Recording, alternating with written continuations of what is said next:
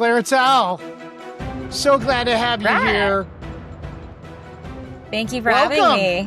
Yeah, welcome to DEAI News Podcast, and thank you so much for joining us.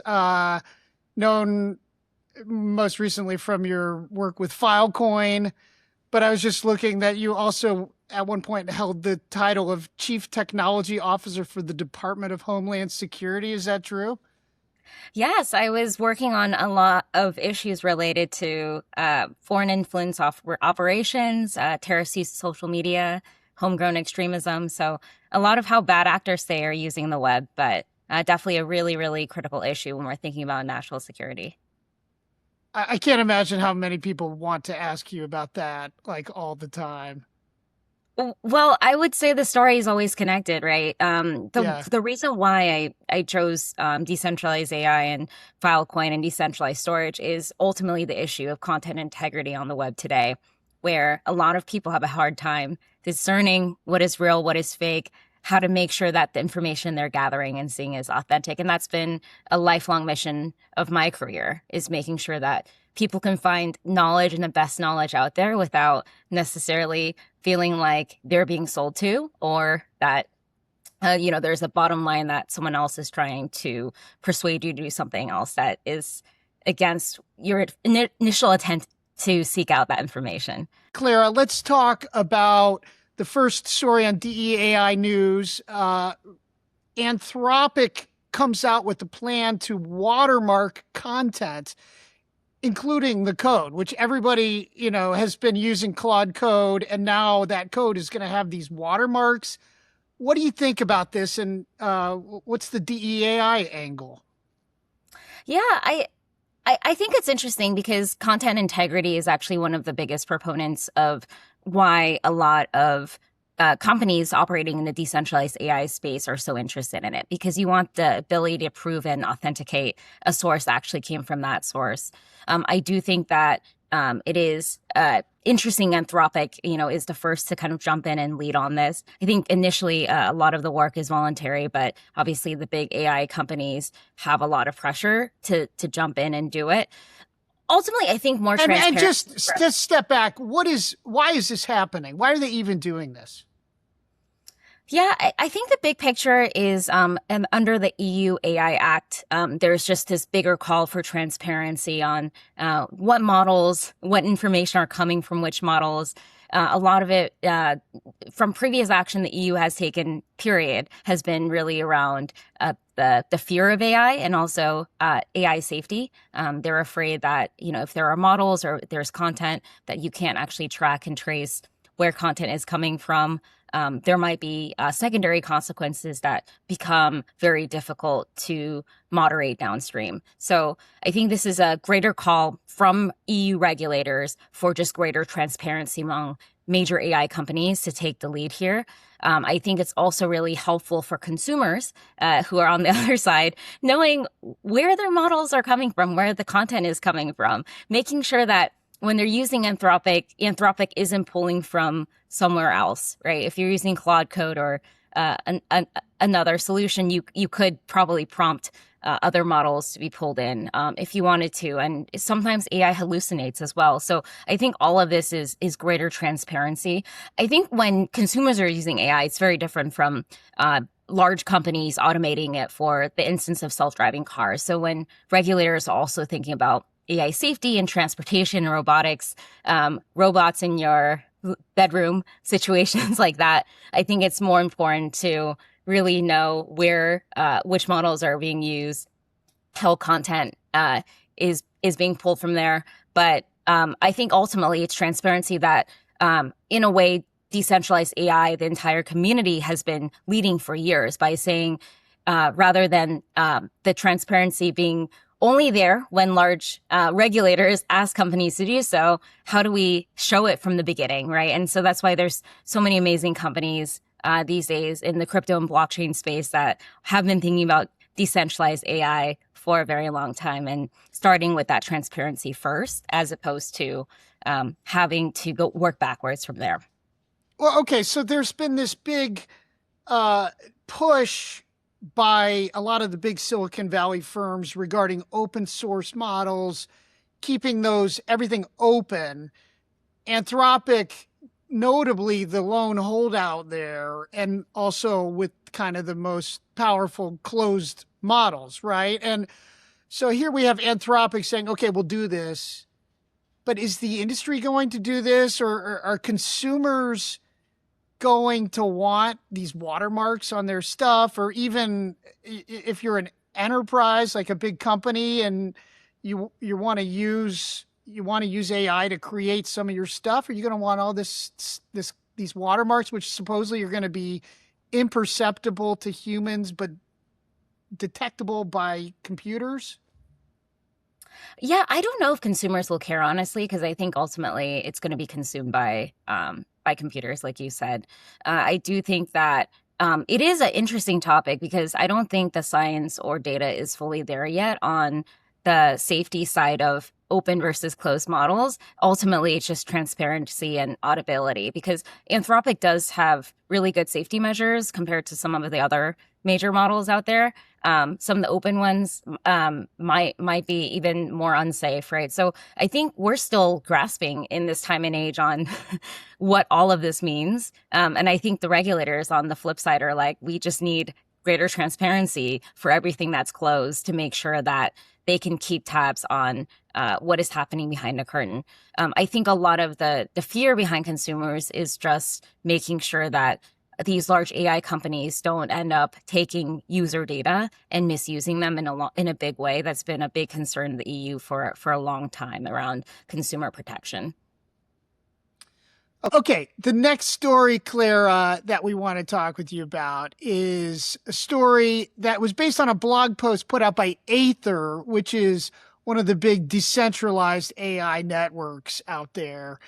And they were making the point that these GPU chips, which are so in demand for AI use, generally speaking, it has this life cycle where it goes from initially being used from training, and then it's used, sort of moved down the line. Now it's used for processing these AI queries, the inference, and then it might move on to something else, but that these decentralized AI networks can support that middle market of inference. Curious what you think about that.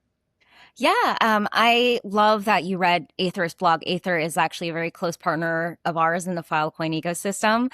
And Aethir is a network that is similar to Filecoin, where Filecoin was the first network out there to really think about decentralized physical infrastructure networks. So DePIN is a shorthand for it, but there's a lot of companies really building on crypto rails, decentralized rails, to really think about how do we actually encourage a secondary market for physical hardware, right? And Aethir is one that's doing it on the GPU side. There's decentralized compute networks. For us, it's decentralized data centers for storage, right? But in the AI workload for today and tomorrow, we're seeing a lot of people need all different components in different parts. There's even a whole sector of neoclouds just coming into market today. And I think the Aethir blog was exactly on point, where we're going to start to see a lot of people come into realization that cost is going to be the biggest factor for how they're running AI, and they want to lower that cost. And a lot of that might require them to say, hey, is there a way that I can take less intense workloads and move them to cheaper hardware, lower cost GPUs? And this is exactly what DePIN networks were built for from the start, because instead of a single network telling you what you can use and configure certain workplaces for, you can actually piecemeal together exactly what you need in a DePIN network setting. So with Aethir, we're actually looking at, what are ways that we can work together around decentralized storage and decentralized compute and decentralized GPUs, right? To really think about the workloads of AI for tomorrow. And I think it's wonderful that a lot of the hardware are also given a second life. Hardware actually has been going up in cost because of trade and supply chain issues, but it certainly is much cheaper to run particular workloads on older hardware than the latest ones today. So I think it's also something that economically just makes more sense versus some of that hardware sitting out and not running anything at all. If those devices can make money, let's make them run. And that's the beauty of DePIN in general. Well, okay, Wall Street is all over this idea of turning AI into a big commodity market. We've written about that, and there's going to be hedging contracts for AI, the rental prices for the rigs, but also even the token prices might get standardized in some ways. And there's this giant financing industry. You have to kind of hedge your costs if you're going to build these data centers. I'm curious, where does these DePIN networks, are they going to be part of those markets in some way? Yeah, I think they're already part of it, right? The entire thesis, for example, for us with Filecoin, ever since 2013, 2014, when the idea got started, was what if there's a decentralized network of data centers that can give people an option besides, one single cloud that's running all your workloads.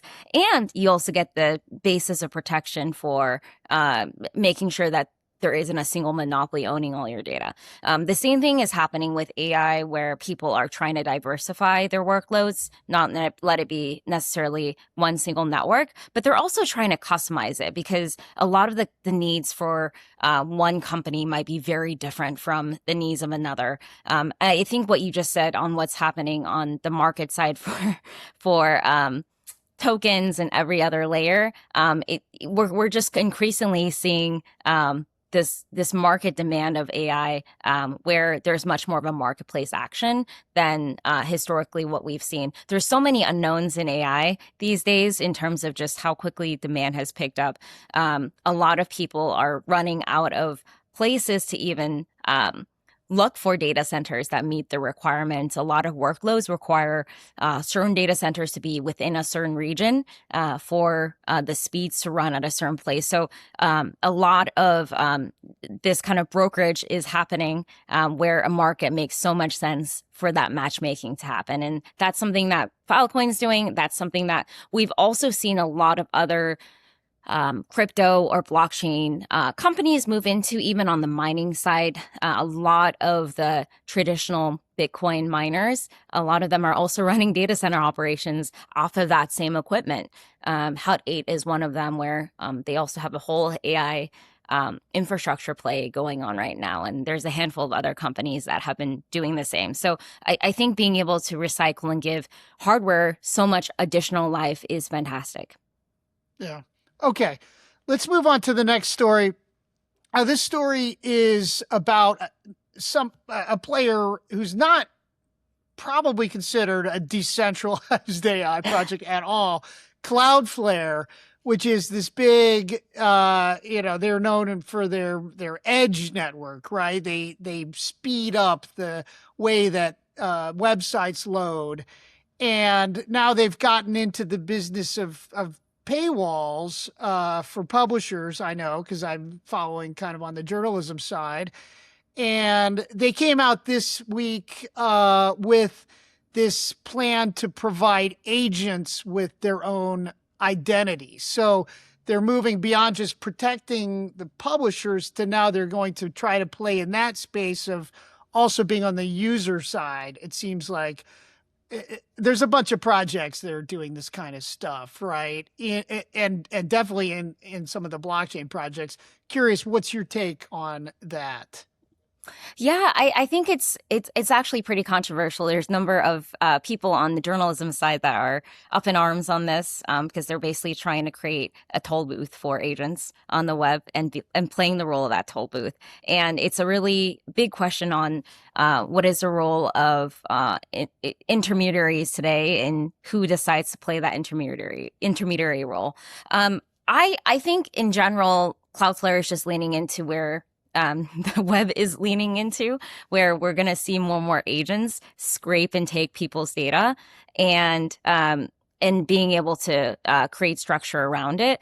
I think from a crypto perspective, it's increasingly exciting for me to see the use cases for a lot of agent work that has happened in crypto for years. First starting with agents being used in the trading sense, to really see it in other use cases, right? And that is the beauty of a lot of the work. Don't skip the meme coin phase. Oh, I know. But ultimately, a lot of us join the blockchain crypto ethos for utility. We'll say that.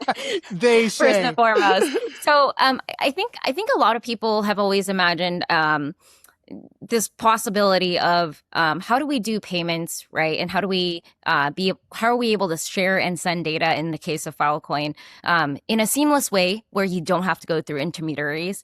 And I think it's really good that a lot of these companies these days are really thinking about embracing Coinbase's X402. We're certainly working with them on the Filecoin Pay side to really think about what is a quick way that agents themselves can pay each other, but also be able to pay for things like, in our case, files, right? How do you send one really interesting file or data to another agent and be able to verify that is exactly what they bought, right? And it was not swapped out to be, I don't know, another piece of junk by an intermediary in between. So I think all of that is a progressive step towards the future, especially when you can validate and also transact in a more seamless way. But I do think that it is a question of who plays that role and who is going to monopolize that. And do they have the right ethics? And are they thinking about all the community members in the right way? I think those are the questions that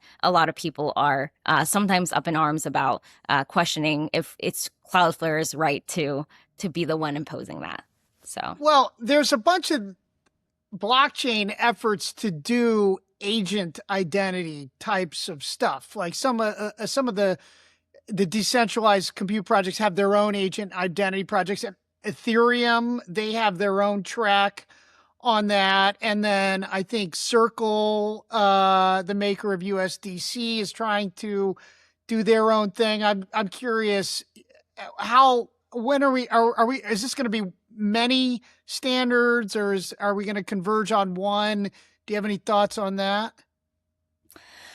I think it's too early to say, but I think it's I think people have to kind of lean in I think the crypto world has been thinking about agents for a while, right? A lot of people already use decentralized identities online. So they're already thinking about whether, even though it might not be an autonomous agent, they're already thinking about their secondary representative on the web, right? And so I think a lot of the rest of the world is still following on where crypto has led initially, that agents are the future, and everyone has their own agent. They want to be able to validate, verify, and a lot of companies on the flip side want to see who is behind the agents to being able to validate particular processes like KYC. So I think it's just a little bit more maturing on how does the AI agent world of builders really transact with real businesses and enterprises in a way that they're used to. All right, let's move on to the next story. The story is North Korean hacker group uses AI to fake documents, improve phishing. So here at DEAI, we define it pretty broadly, which is just the intersection of crypto and AI. And we've written a lot about how these AI tools are actually quite dangerous in the hands of cyber criminals. They're getting really good at finding vulnerabilities in the various code, various ways in. But in this case, it's a little more old-fashioned. They're using the AI to create these fake documents that are really good at fooling people to then click, and then they're in, right? So it's more, but I'm curious, what do you think about this story, Clara? Yeah, I think unfortunately we're going to see more and more instances of this. I think a lot of the major AI companies, even of recent, have pulled back releases of their latest models, or have private testing or launch even entire cybersecurity products to really think about the cybersecurity risks of what AI can do in terms of attempts to hack or be used for malicious purposes. I did read through that entire piece. I thought it was really interesting and incredibly sophisticated, because it wasn't just a forged document. They actually went through and even changed the timestamp to match that the sender was the original one from a previous document they hacked into, right? So they really did a really sophisticated job in copying the entire footprint. I think this is where, going back to how I introduced myself, the whole issue of content integrity is more critical now than ever in the age of AI, because it's so easy on the surface of any file or document to look like the thing you are trying to represent. There's also a lot of scams these days where people will have you join a Zoom link, and that Zoom link has malware attached to it, and it'll say, "Hey, you need to update your Zoom." Right. And immediately your system is compromised. So people are just getting way more sophisticated. But I think in the instance of document forgery, this is where, if you can track and trace the source of data, a lot of the tech that we've been doing for years is around a new way of storing content on the web through content IDs and by a unique hash.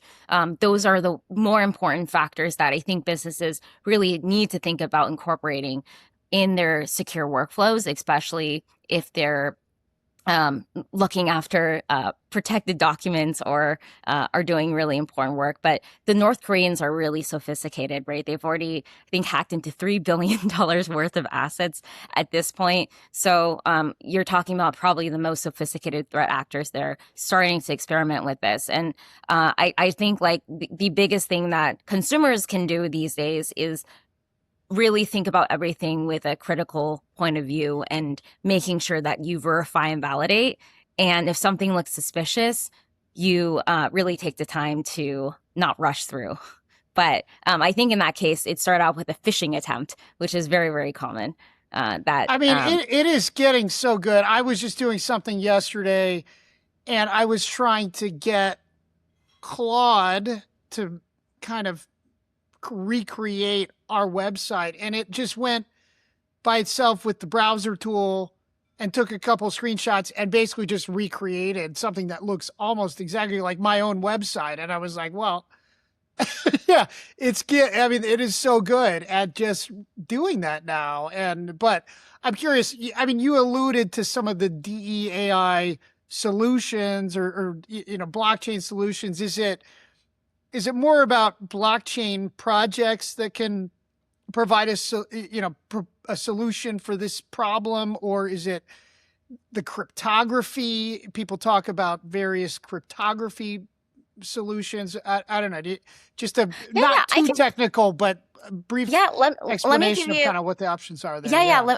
I can give you an even dumbed down explanation of what I just said. Please. So a lot of blockchain technologies like ourselves, we created a technology called IPFS, and also Filecoin is a permutation of that same thesis. The way that you store files today on the web is usually by location. So if today I upload a picture of a cat, I store it somewhere. That image of the cat, if someone doesn't pay their AWS bill, gets taken down, right? And that person will never be able to find that picture of a cat anymore. When NFTs became a hype in 2022, a lot of NFT projects were built on top of IPFS and Filecoin, primarily because if you're paying $1 million for a monkey, picture of a monkey, you don't want that picture to suddenly disappear. Yeah. And people forget that internet infrastructure is actually incredibly fragile. So a lot of the early builders, a lot of our community members are just really passionate internet activists who want to build better internet infrastructure. I wouldn't even label it blockchain, crypto, but decentralized rails are usually the most efficient way to think about how do you build something that is better than a lot of these systems that are are owned by a lot of major monopolies, right? And so for us, we ended up figuring out a way to store data not by location, but by hash, right? So today, if you store a piece of content on Filecoin, it doesn't matter if one data center goes down. You have a lot of other data centers that can send you that information, and you don't need to worry about who is actually going to access that data. If it's a secure piece of data, the people that are owning the data centers, they'll never be able to see what's in your data, because we use cryptography to prevent the people storing from actually accessing the contents of data. In a centralized model, without decentralized storage, this would be really hard to do, because obviously everyone who is part of a single network owning the data, they can likely access it with or without your consent, right? So there's a lot of upside to the entire framework of decentralized storage, not only showing and giving you back a copy of the data, but also cryptographically proving that that original data is from the original source. And so this goes back to this North Korean case for content forgery. If you really wanted to prove that the data came from the source that you actually requested it to be, you can actually prove it with our technology, right? If you had that built in an enterprise workload, you would then be able to say, hey, this is not actually coming from the source that we actually sent from. This might be a phishing scam, right? So that's just a dumbed down way to explain the technology. Yeah, no, that was so good. That was really good. Clara, let's just talk about what you're doing at Filecoin is at the intersection of everything that we're talking about, as we've discussed. What's the latest? What's coming up at Filecoin? Give us some alpha here. Yeah, so Filecoin is one of the longest running blockchain crypto projects out there. But from the very beginning, our mission has been to be the world's largest decentralized storage network. And building a decentralized storage network is very challenging, because there's a lot of technical implementations that are just 10 times harder when you're dealing with decentralized networks. But the most exciting part the last year is we're really laser focused in commercializing Filecoin into enterprise workloads. So just less than a few months ago, we rolled out a new product called FIL-One. And FIL-One is basically an S3 interface for traditional Web 2 enterprise users to be able to immediately use Filecoin. Historically, if you were to ask me 3 or 4 years ago, using Filecoin was more of a Raspberry Pi experience, where you had to be a little bit more sophisticated as a builder or as a technologist to be able to adequately use Filecoin in your existing workloads. And now you have a seamless experience that is as easy as using S3, except you're using it on decentralized rails. And you can really fully own and control your data. So I think that's the most exciting part. Earlier in this segment, I also talked about Filecoin on-chain cloud, which actually launched last fall. And Filecoin on-chain cloud is another really exciting product out of our ecosystem, which allows you to do agentic payments, but also be able to pay for data. So when you think about the payment rails of an agent paying another agent for a piece of data, Filecoin on-chain cloud is that suite of tools that allows you to do exactly that. So I think the two combined are super exciting developments for the ecosystem, and I'm always happy to share more, but there's a whole ton of use cases that both products unlock for what's possible with what we can do with file storage today. Yeah, the S3 thing is super interesting. I'm curious in terms of AI. I mean, we're on Amazon, but I'm